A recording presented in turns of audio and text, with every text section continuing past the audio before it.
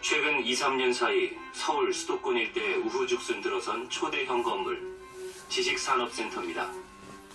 소식이 벽했다니까요. 피가 1억 5천씩 막 붙었어요, 그냥. 계약금 10%만 걸면 되는 거야. 그리고 전매할 수 있어. 당시껏 넘치지. 그런데 이 건물들 좀 수상합니다. 지어진 지 1년이 지났지만 사람 구경조차 힘든 곳이 있는가 하면 상가도 사무실도 텅텅 비었습니다. 1년 전부터 이곳에 대해 관심을 가진 사람이 있습니다. 부동산 관련 개인 방송을 진행하는 개그맨 표영호 씨.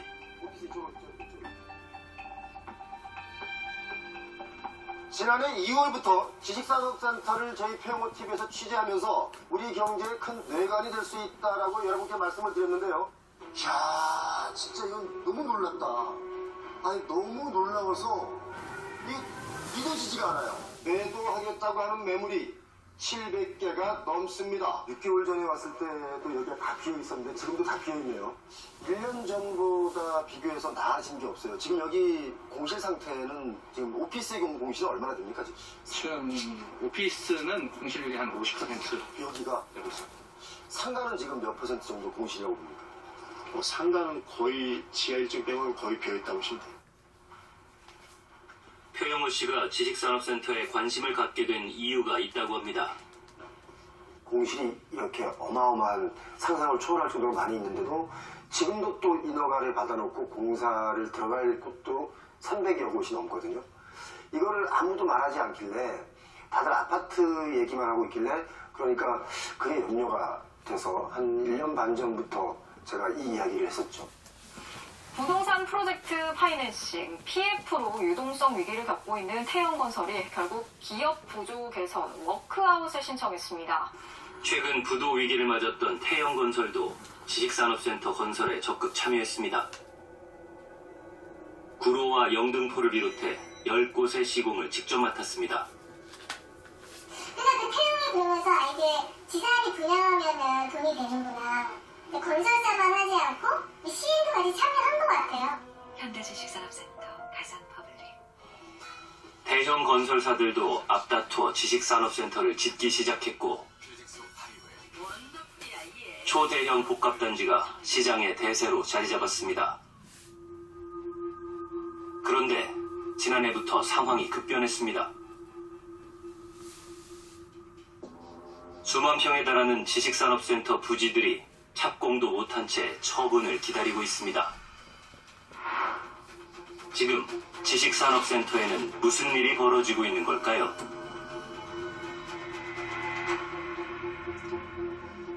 지식산업센터. 이름이 좀 생소할 수 있는데요. 과거에는 아파트형 공장으로 불리던 곳입니다. 1990년대에는 이름대로 공장, 그러니까 제조업 관련 업체만 입주할 수 있었는데요. 최근에는 지식산업, 정보통신업과 관련된 업체들까지 입주가 가능해졌습니다. 보통 지식산업센터 한 건물당 최소 300개에서 1000개 업체까지 입주를 할 수 있다고 합니다. 그런데 이 엄청난 규모의 건물이 요즘 들어 정말 많아졌습니다. 서울에만 399개를 비롯해서 경기도에 694개, 전국적으로 보면 1528개가 있습니다. 통계를 시작한 2020년 이후에만 360개가 넘는 지식산업센터가 생겼습니다. 업체 수로 보면 10만에서 36만 개 업체가 새로 입주할 수 있는 엄청난 규모입니다. 지식산업센터가 이렇게 많아진 이유는 뭘까요? 지식산업센터 열풍의 발원지라고 하는 성수동으로 가봤습니다.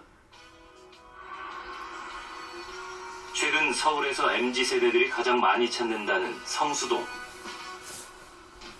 트렌드에 민감한 패션, 문화계 업체들과 IT 스타트업들도 속속 사무실 이전을 해오고 있습니다. 준공업지역으로 사무실이 부족한 이곳에 2010년대 말부터 새로운 대안으로 떠오른 지식산업센터. 덕분에 태영건설이 지은 지식산업센터의 사무실 매매가가 고공행진을 했습니다. SK D&B에서 시행할 때 태양이 건설사로 같이 했는데 분양할 때 1,300 정도 왔다 갔다. 2020년에 4월에 중국 나서 서서히 오르다가 21년도 갑자기 급등했어요, 여기가. 그래서 한 3천 넘어까지 갔잖아요. 지산 실거래를 보면.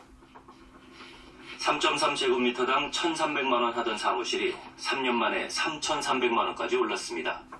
일반 아파트 가격에 육박합니다. 주식산업센터가 갑자기 인기가 급부상하는 계기가 되긴 건 맞아요, 여기 현장이.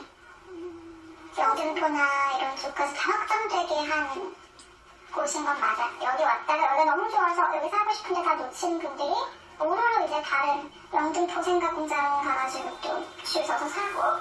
공장 건물을 지어서 영세 공장을 입주시키는 이른바 아파트형 공장이 수도권 주요 도시에 건설됩니다. 1990년대 중소기업을 육성하기 위해 정부가 정책적으로 추진한 아파트형 공장.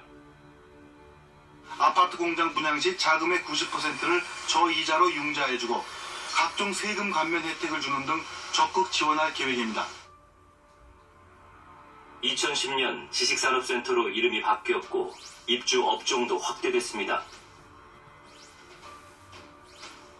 그런데 지식산업센터가 갑자기 수익형 부동산으로 둔갑했습니다.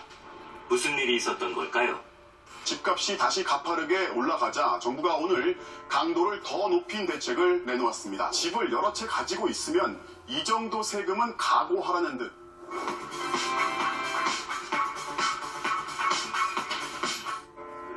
(2019년부터) 연이어 내놓은 정부의 부동산 규제. 갈 곳 없던 투기 자금이 지식산업센터로 몰린 겁니다.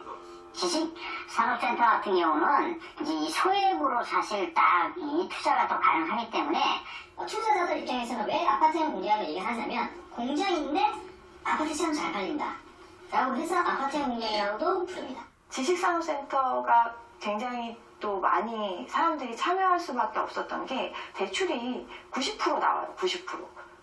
그러니까 분양가의 10%만 내면 나머지 자금을 전부 다 대출로 조달할 수 있고, 사고 나서 무제한 전매가 또 되는 거예요. 아파트 같은 경우는 내가 거주를 하고 전매에 대해서 규제가 있고 실거주를 해야 되겠지만 조금만 지나고 나서는 뭐 전매를 할 수 있는 거죠.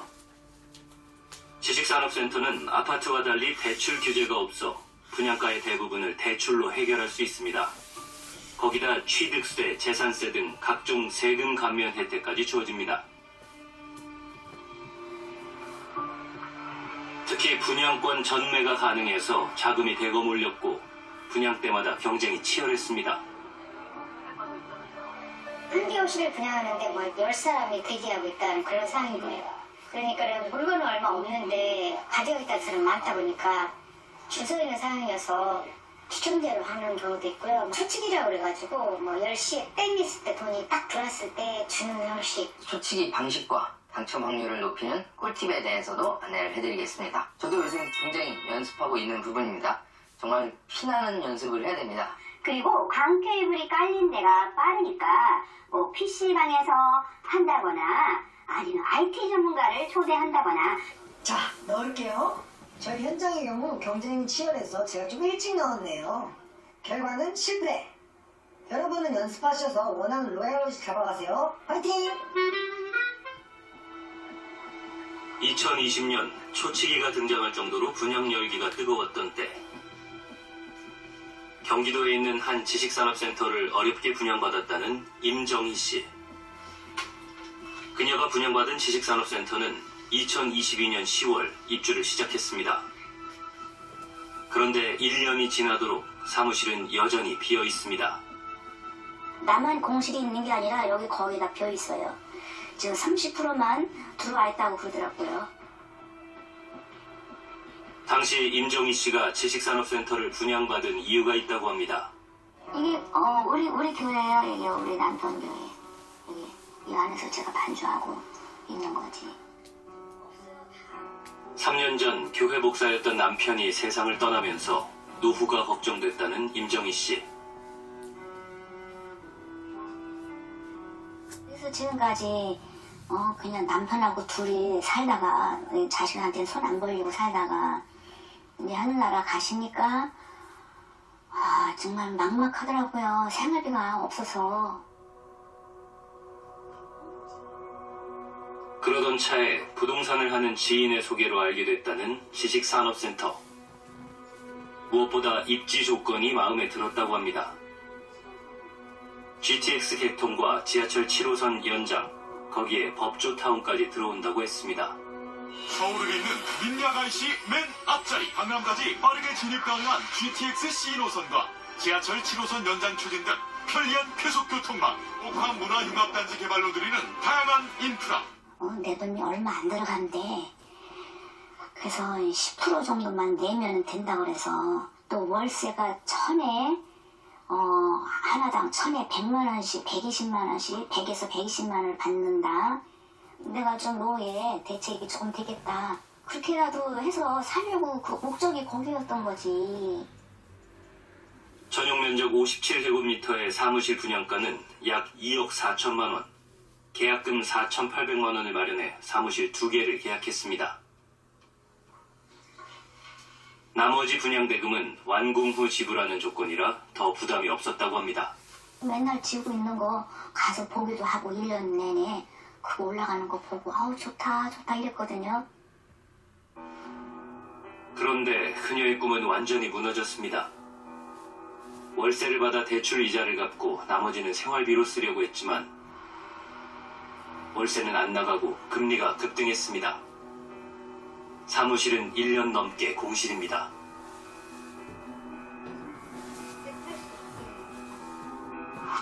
매달 그녀가 갚아야 할 대출 이자만 210만 원. 맨 처음에는 뭐 4.4%, 그렇게 하다가 그것도 한 달, 2달 이렇게 해서 올라가서 지금 이제 5.8%까지 나왔는데 내가 돈이 나오는 것이 없으니까 너무 힘이 들어요. 그런데 이자만 나가는 게 아니었습니다. 한 번도 사용해 본 적이 없는 두 사무실의 관리비 40만 원도 매달 그녀가 부담해야 합니다. 언제까지 공실이 있어야 되는 건지 기약이 없잖아. 근데 나이가 70 넘어가지고 이거를 다 감당을 어떻게 할까. 그냥 가만히 있으면 이거 차업 들어오고 금방 난리가 날 텐데 막바지가 지금 돼 있는 상태지. 답답한 마음에 찾은 부동산. 그런데 월세가 더 떨어졌습니다. 요즘에는 얼마나 45. 500에 원래 여기 턴에 뭐 비슷하다고 하는데 그러니까 처음에 그랬죠. 1년이 지났다고. 500에 한 50만 원은 받고는 싶은데 안 나가. 그것도 안 나가. 그러면 500에 45래도 좀 어떻게 해서 네 최소한 좀 다를 줄 알았어요. 이렇게 1년이 넘게 1년 반이나 이전에 힘들 수도 있어. 맞아. 이자를 내기 위해 어렵게 직장도 구했습니다. 이른의 나이에 일자리 찾기도 쉽지 않았다는 임씨. 출근하는데 2시간이 넘게 걸리지만 이것저것 따질 여유조차 그녀에겐 없습니다. 임씨의 일터는 한 주점. 늦은 오후에 출근해서 새벽까지 청소며 설거지 같은 허드렛 일을 하고 있습니다. 힘에 부칠 때가 많지만 이자를 생각하면 하루도 쉴 수가 없습니다.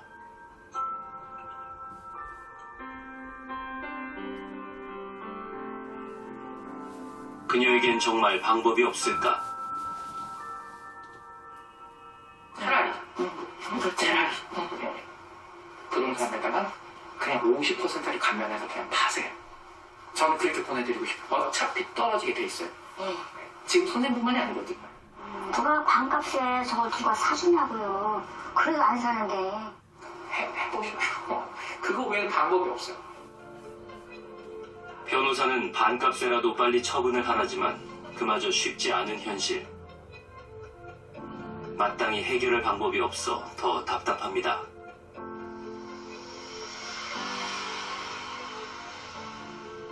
이거 지식산업센터 하나로 인해서 제가요 너무 바닥에 떨어져 있는 것을 볼 때 좀 제 모습이 너무 불쌍합니다. 그냥 죽은 목숨으로 사는 것 같아요.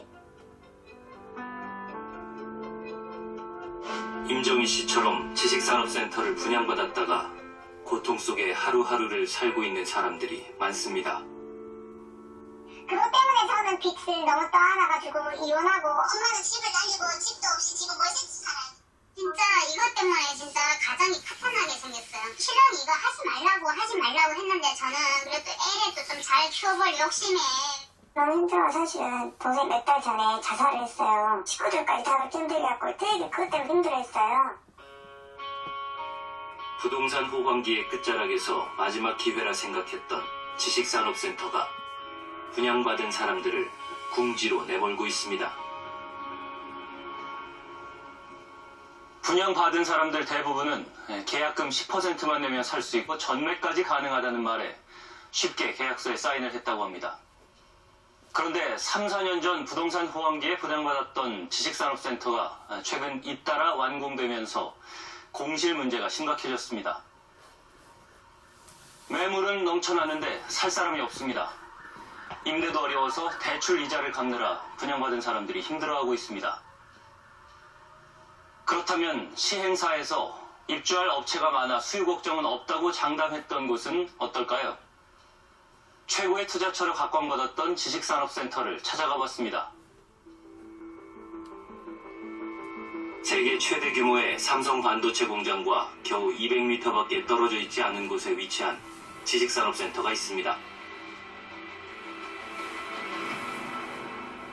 삼성 반도체 캠퍼스와 첨단 3단으로 개발될 예정인 평택 브레이시티 사이에 엄청난 호재들을 안고 들어설 지식산업센터. 삼성이라는 대기업에서 투자가 이루어지고 당시에 그리고 미국 바이든 대통령도 사실 평택에 방문을 하셨습니다. 그렇죠? 삼성 관련이 있는 사람들이 평택에 사무실을 내거나 그런 공장을 찾거나 사무실을 찾는 이유는 누가 봐도 그런 모 기업이 가까이 있다라는 게 그 사람들이 투자의 우선순위가 되지 않겠나.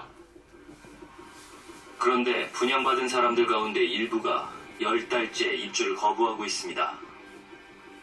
분양 당시 398개 호실이 완판될 정도로 인기였는데 무슨 이유일까? 저희들이 입주를 안 하고 있는 게 아니라 사실 못 하고 있거든요. 왜냐하면 초기 홍보 내용대로 여기가 그대로 지어지지 않았어요. 이 지식산업센터의 가장 큰 장점이 뭐냐면 5톤 탑차 윙바디가 직접 들어와서 각 층고 5층까지 들어가서 그 분양받은 공장 건물에, 공장형 사무용 건물에 차가 바로 들어가서 물건을 상하차할 수 있는 게 돼 있거든요. 그러니까 드라이브인 도어 시스템이거든요.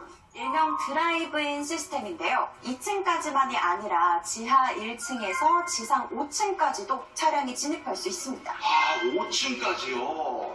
그러면 이거 원자재나 그 제조한 상품들을 문 앞에서 바로 받고 싣고 이런 걸 할 수 있겠군요. 맞습니다. 홍보업체 직원에게서 입수한 분양 교육 자료입니다. 여기에도 5톤 트럭에 대한 내용이 있습니다. 5톤 들어간다고 분명히 거기에 명시되어 있잖아요. 네. 그래서 제가 자료를 배포한 거예요. 근데 이 자료가 원래 출처가 시행사에서 내려오는 거죠. 문 앞까지 5톤 트럭이 들어올 수 있다고 해서 분양받았는데 사실이 아니라는 겁니다. 차가 들어와가지고 여기는 1톤밖에 안 되잖아. 여기는 어떻게 우리 차를 대니까 여기는 어떻게 코너링이 안 되는 소리예요. 회전 반경조차 나오지 않는다는 것.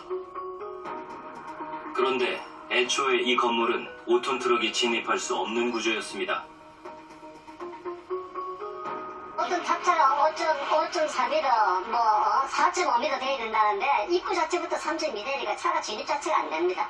그러니까 도어 기능이 없잖아요. 큰 차가 들어가서 빵꾸 대고 와야 되는데 여기서 못 나가니까. 이들이 입주를 거부하는 이유는 또 있었습니다.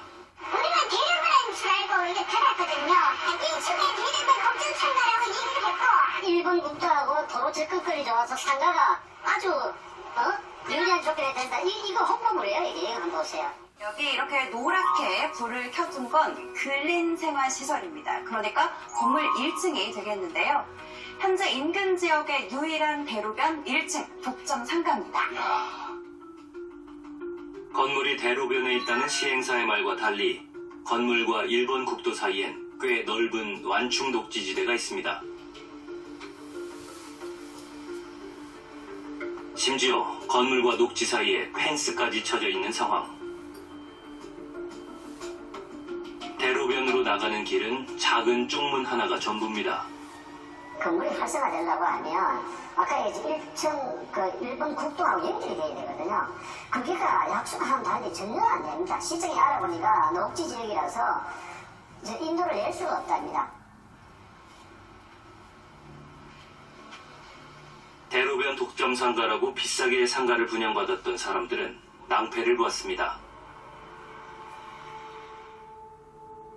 모델하우스를 통해 복층 구조가 가능하다고 홍보했지만 그것 역시 불법이었다고 합니다. 허위 과장 광고로 피해를 입었다는 이들의 주장에 대해 시행사는 어떤 입장일까?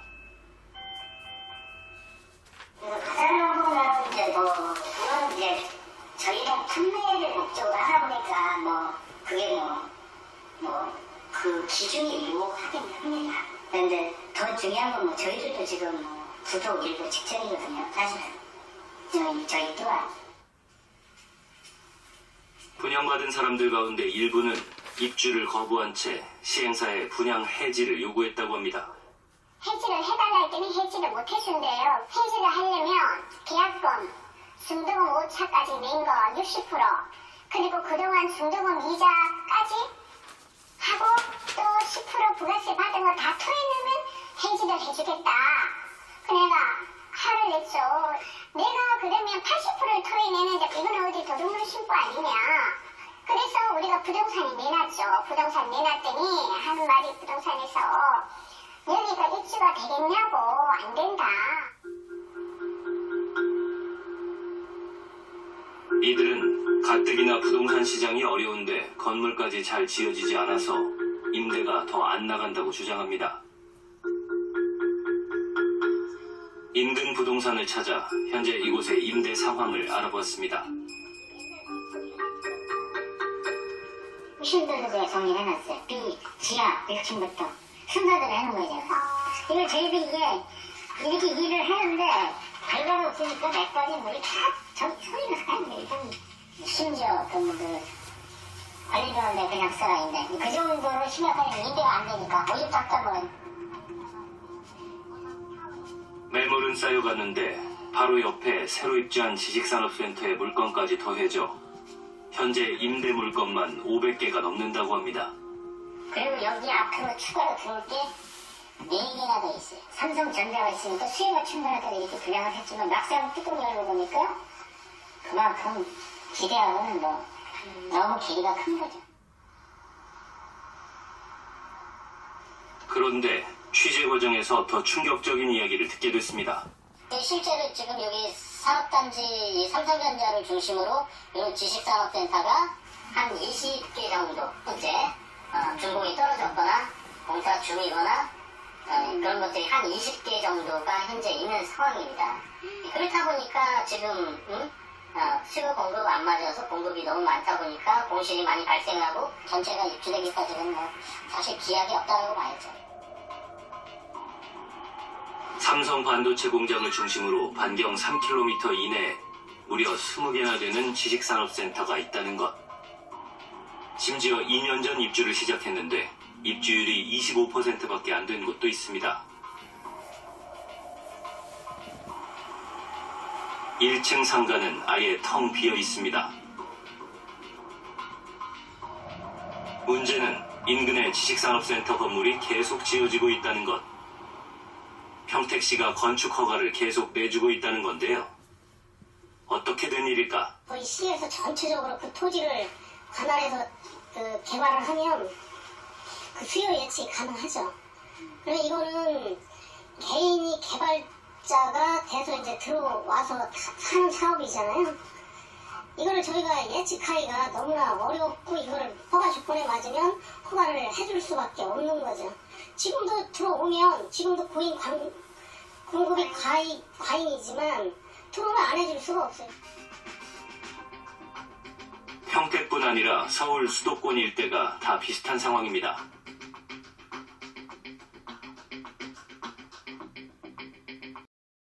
현재 건축 중인 지식산업센터가 87개, 부지 매입 후 미착공 상태인 지식산업센터도 300개가 넘습니다. 그리고 여기가 두 개예요. 여기 고산 신도시잖아요. 여기 하나가 또 올라가 똑같이 지었어요. 여기 짓고 여기 짓고 여기 밀락이 짓고 여기는 요 똑같은 게 여기 또 있어요. 여기. 그리고 여기도 분양이 다 공실이고 여기도 공실이야. 지식산업센터를 이렇게 많이 허락을 해준 이유가 뭐냐고. 지자체들이 건축 허가를 많이 내준 이유가 있다고 합니다. 지자체 같은 경우는 산업체를 유치하는 게 굉장히 중요하잖아요. 세수 차원에서도 그렇고 고용 창출 부분에 있어서도 그러다 보니까 조례를 통해서 지식산업센터를 많이 이제 만들 수 있는 그 구조가 됐거든요. 이거 뭐 지자체 입장에서도 돈이 되는 장사고 외부적으로 봤을 때도 뭐 우리가 일도 열심히 하고 그 지역을 또 발전을 시키고 지역의 뭐 생산성 키울 수 있다라고 보기 때문에 허가에 대해서 까다롭지가 않은 거죠. 기업 유치보다 사무실 유치에 더 적극적이었던 지방자치단체. 수도권 외곽의 지식산업센터는 미래가 더 암담합니다. 앞으로 여기 뭔 수요가 있겠어요? 대한민국에 그렇게 기업이 없잖아, 사무실이. 그리고 싸게 한 1억씩 분양을 했다고 하면 괜찮은데, 막 3억 3천, 막 3억 4천, 그렇게 분양하니까, 이 시행사하고 시공사만 돈이 많아요. 그냥 서민들이 그냥 등골 다 빼가지고, 거기다 이 무속적으로 다 들어간 거죠, 진짜. 거기. 지식산업센터의 인기가 올라가면서 매매가도 급상승했습니다. 가산 디지털 단지 안에 있는 S지식산업센터의 경우 2018년 3.3제곱미터당 985만 원 하던 것이 3년 만에 2배 이상 올랐습니다. 성수동의 경우 더 가파르게 상승했습니다. 2019년 973만 원 하던 것이 2022년에는 3,179만 원으로 3배가 넘게 뛰었습니다. 매매가에 맞춰 분양가도 함께 올랐는데요. 당시 시행사나 시공사에게 지식산업센터는 어떤 사업이었을까요?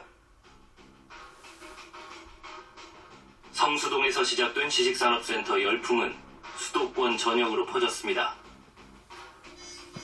대형 건설사들도 적극 참여했습니다. 제약이 많고 까다로운 아파트 공사에 비해 지식산업센터는 허가도 잘 나오고 민원도 적은 편한 사업처였습니다.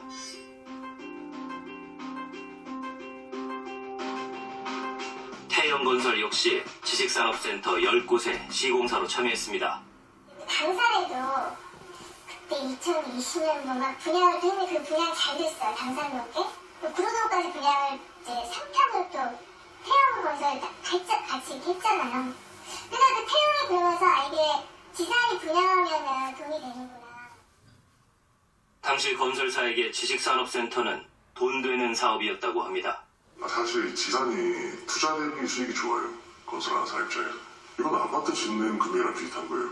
근데 그렇게 많은 자재라든가 아파트가 더 많이 안 들어가는 데였죠. 고급스러운 게 안 들어가잖아요. 욕조 들어가는 것도 아니고. 그냥 평가가 똑같이 매겨버리니까 수익성이 훨씬 더 잘 나오죠. 게다가 아파트는 완공까지 4, 5년이 걸리지만 지식산업센터는 2, 3년이면 끝납니다.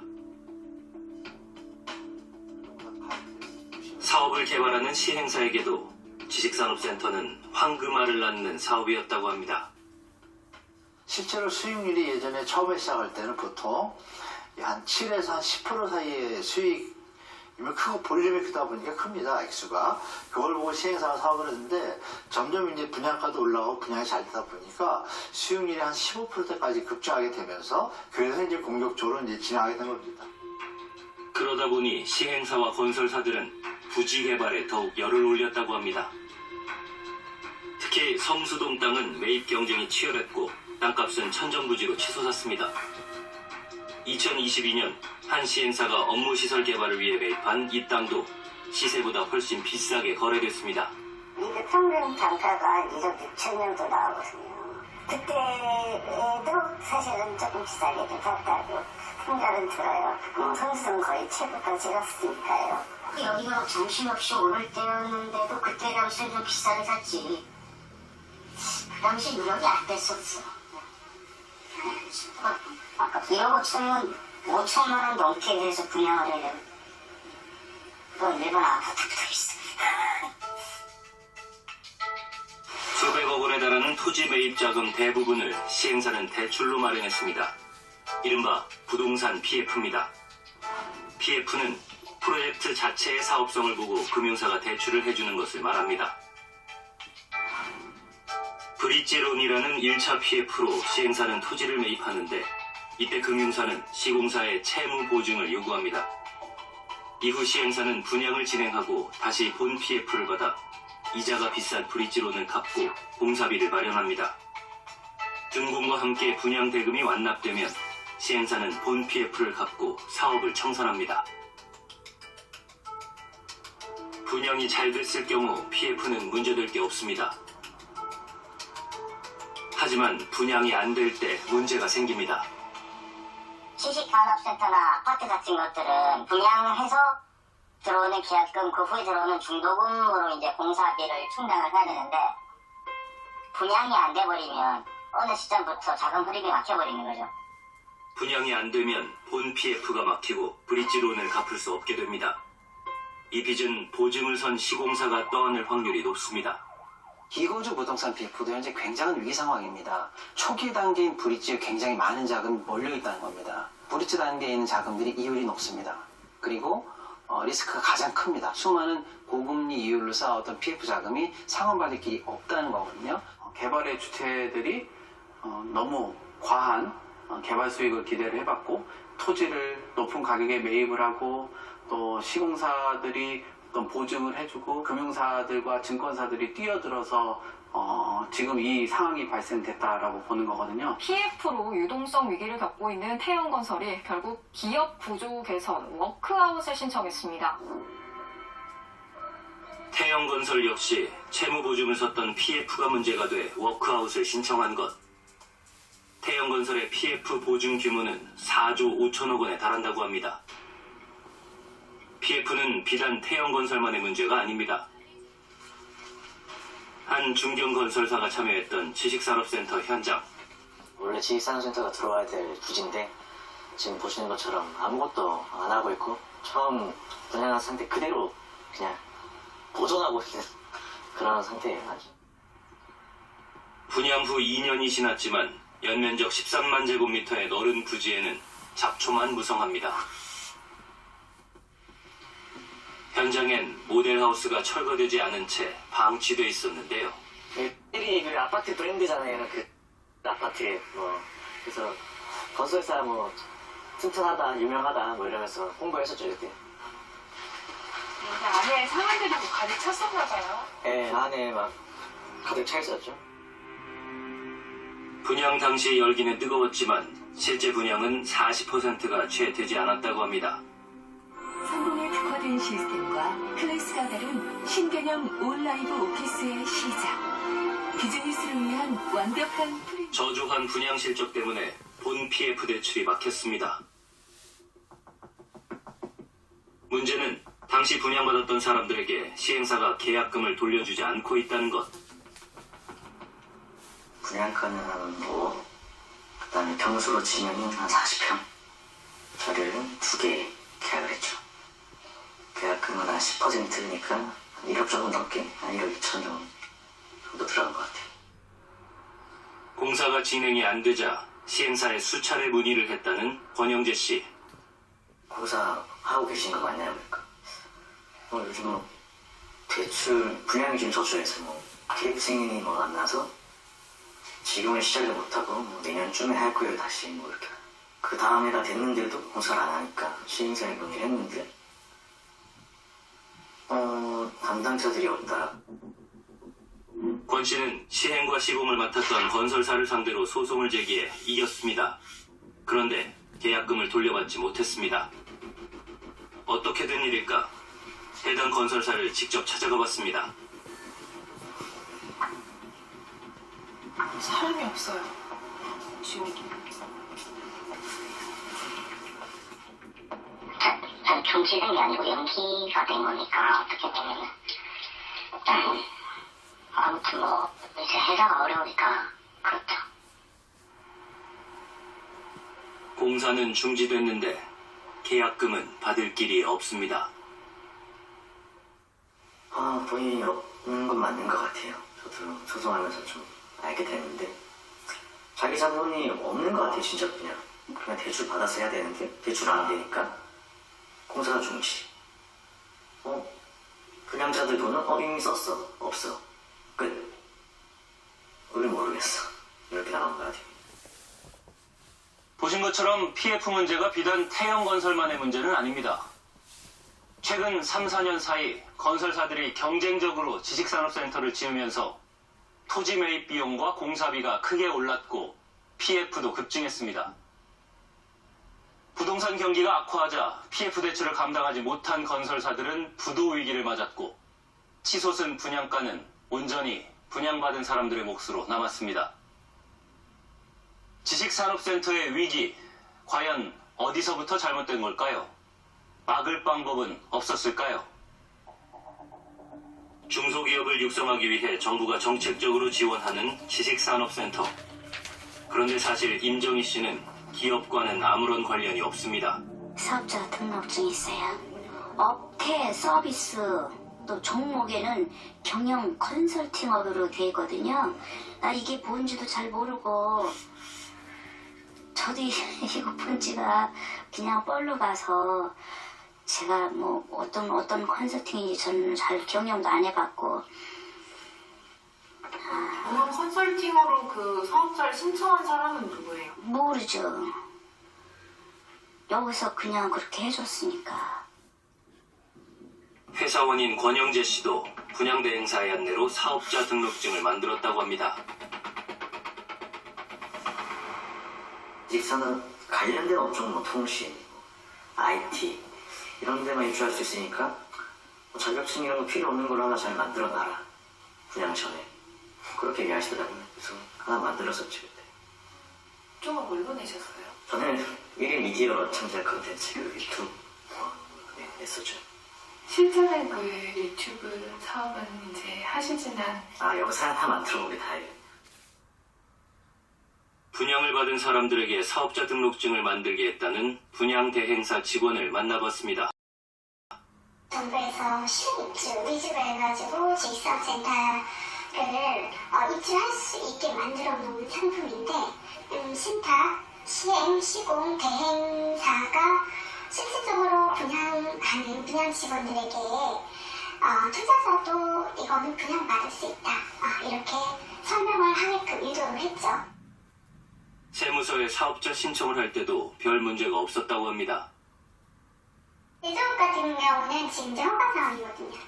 근데 정보통신은 이제 그냥 강하고 소프트웨어 개발 공부법이랄지 경영 컨설팅, 디자인 이쪽이 이제 내기가 쉬웠던 거죠. 실질적으로 제재 사항이 없기 때문에 세무서에서도 허가 업종이 아니기 때문에 그런 부분을 쉽게 사업자 발행이 가능했습니다. 사업자 등록이 쉬운 데다 초기 자금이 적다 보니 일가족이 다 함께 분양받은 경우도 많다고 합니다.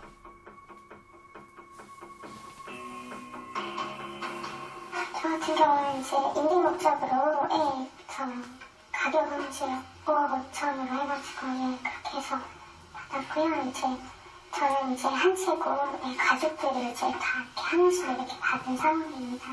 형제들이 이렇게 여러 명이 이제 되다 보니까 이제 다 합산해서 이제 15채 된 겁니다. 이 가족은 모두 소프트웨어 개발 공급자로 사업자 등록을 해 분양을 받았습니다.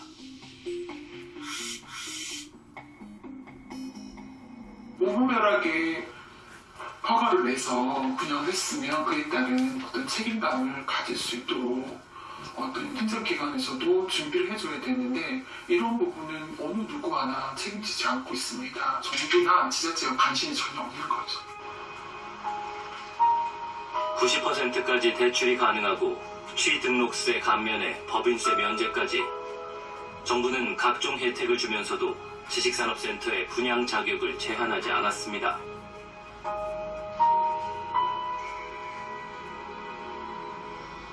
잇몸병 아파본 사람은 압니다. 겉과 속이 다른 게 문제죠. 겉으론 붓고 피나고 속으론 염증이 깊어지고 이럴 때 이가탄이 필요합니다. 이가 튼튼 이가탄. 잇몸병엔 이가탄. 혹시 이동빈 여사도 돌아다녔어요? 뭐야? 이름을 달고 이런 거 그좀 잊었다 정신 차려. 인생도 팔았다. 조진우, 김희애, 이수경. 데드맨 2월 7일 극장 대개봉. AI와 우리 아이에게 물었습니다.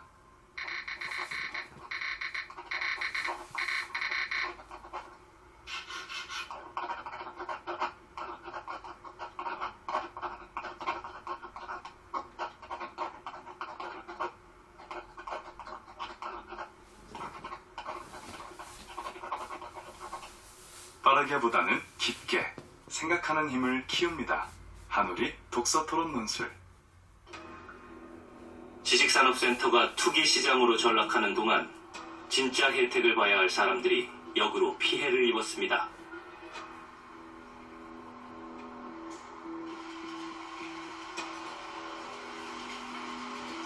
(3년) 전 지식산업센터를 분양받았다는 유명 칫솔 회사 대표.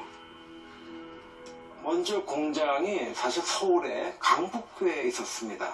근데 재개발 지역이 돼서 불가피하게 어쩔 수 없이 나와야 할 상황이 돼 있었는데 3년 전에 참으로 이거 직원이 한 80명이 돼 있고 해서 공장을 알아봐야 되는데 참 난처했었어요. 왜냐하면은 공장 짓는다는 게 이게 많이 그렇죠. 땅 사야죠. 지어야죠. 거기 또 허가받아서 들어가려면 돈이 엄청 들어가는 거 아니겠어요? 근데 이 분양을 할 때 보니까 내가 20%만 있으면은 공장을 가질 수 있다는 그런 특정과 세제 혜택이 있다는 것에 관심을 갖게 됐죠. 규모가 있는 공장이라 여러 호실을 터서 사용해야 했던 상황. 그런데 막상 분양을 받으려고 보니 경쟁이 너무 치열해 원하는 호실을 다 분양받지 못했다고 합니다. 그 당시 이제 분양을 이제 받을 때 이제 투기 세력이 분명히 있다는 걸 알고 계약을 했었고 또 그 세력 때문에 또 덩을 줘서 프레임을 줘서 매입도 한 것도 있고. 일부 호실의 경우 웃돈을 얹어주고서야 분양권을 겨우 살 수 있었다는 것. 입주 기업의 임직원만 쓸 수 있는 기숙사도 마찬가지였다는데요. 직원 100명에 단 3개 호실만 분양받을 수 있었다고 합니다.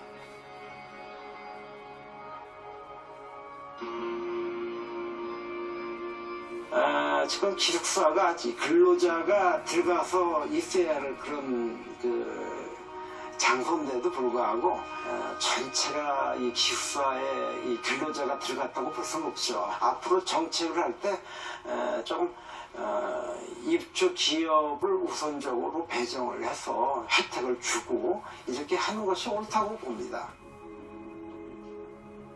2021년 국정감사장. 당시 정부도 지식산업센터가 투기에 악용되고 있다는 사실을 모르지 않았습니다. 서울과 경기에서 산업부가 지원하는 지식산업센터, 그 지식산업센터가 오피스텔이나 업무용 부동산을 제치고 아파트 다음으로 높은 거래가로 거래됐다고 하는데 알고 계시죠? 예, 그런 지식산업센터가 다수 나와서 저희도 챙겨본 바가 있습니다. 산업부가 명확한 대책을 발표해서 시장에 지산센터에 대한 투기를 용납하지 않겠다는 분명한 신호를 줘야 된다고 생각하는데 그렇게 하시겠습니까? 예, 그렇게 하겠습니다. 정부는 투기 대책을 마련하겠다고 했지만 대책은 나오지 않았고 2021년부터 지식산업센터의 투기 열풍은 더 심해졌습니다. 그렇다면 지금은 어떨까? 이 산업센터라는 건 정부 지원 정책 사업이에요. 그래서 일가구 2주택이랑 전혀 부담이 안 되고 전매도 10번이고 100번이고 해도 가능하고 그리고 보통 투자를 하시면 70에서 75% 나오고요. 그러니까 여기는 아파트보다 더 나오고 금리는 저렴하고 이렇게 보시면 돼요. 사업자는 내셔야 돼요. 임대사업이든 뭐든 다 무조건 지사는 사업자는 내셔야 돼요. 알겠습니다. 주인들이 편법으로는 할 수 있어요. 근데 그거를 못 하시잖아요. 저한테 맡겨주시면은 제가 발급을 해드리고 있어요. 지식산업센터가 투기 상품으로 변질된 것에 대해 산업통상자원부의 입장을 들어봤습니다. 산자부는 지식산업센터에 대한 투기 방지를 위해 관리 개선 방안을 수립했고 국회와 함께 투기 수요 방지를 위한 입법화를 추진하고 있다고 했습니다. 3년 전 필요했던 법이 지금까지 국회에서 잠자고 있다는 것. 21대 국회 회기가 끝나갑니다. 국회에서도 법안이 발의됐던 것으로 알고 있는데요. 최종적으로는 이제 국회 문턱을 넘지 못했고 정부가 결국에는 이제 전매 제한 조치를 하지 않았어요. 그러다 보니까 투자 수요가 브레이크 없이 계속 몰렸고 과공급이 어느 정도 시장의 한계선을 넘어갔거든요. 위기를 해소할 수 있는 좋은 타이밍을 놓쳤다. 이렇게 봐야 되겠죠. 투자에서 투기로 변질이 됐다라면은 시장을 관리를 하고 감독을 하고 제재를 할 필요가 있었는데 그런 제재나 어떤 관리 감독 이런 부분에 있어서는 굉장히 좀 소홀했다. 방관된 그 관리 감독이 PF의 부실도 키웠다라고도 볼 수 있고 이런 문제들도 같이 뭐 인식을 할 필요가 있다라고 보여집니다.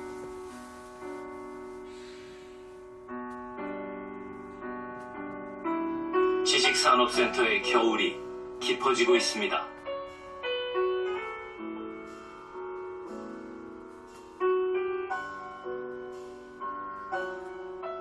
물론 부동산 투자의 1차 책임은 투자자 본인에게 있습니다. 하지만 지식산업센터는 일반 부동산과는 성격이 다릅니다. 정부가 정책적으로 시행한 사업이기 때문에 얼마든지 시장에 개입해서 투기 열풍을 잠재울 수 있었습니다. 문제가 불거졌던 2021년 당시 분양권 전매 금지만 했더라도 이렇게까지 상황이 나빠지진 않았을 겁니다. 정부와 국회가 방임하는 사이 건설사의 PF 대출은 부실로 치달았고 일반 수분양자들은 고통 속에 하루하루를 살아가고 있습니다. PD수첩에서 취재 요청을 하자 3년 동안 대책 마련에 미온적이었던 산업통상자원부가 일주일도 안 돼서 이런 보도자료를 내놨습니다. 지식산업센터의 관리 현황을 점검하고 공실 문제 해결 방안 등 개선 방안을 논의하겠다는 겁니다. 대책 마련을 하겠다는 약속이 이번만큼은 꼭 지켜지기를 바랍니다.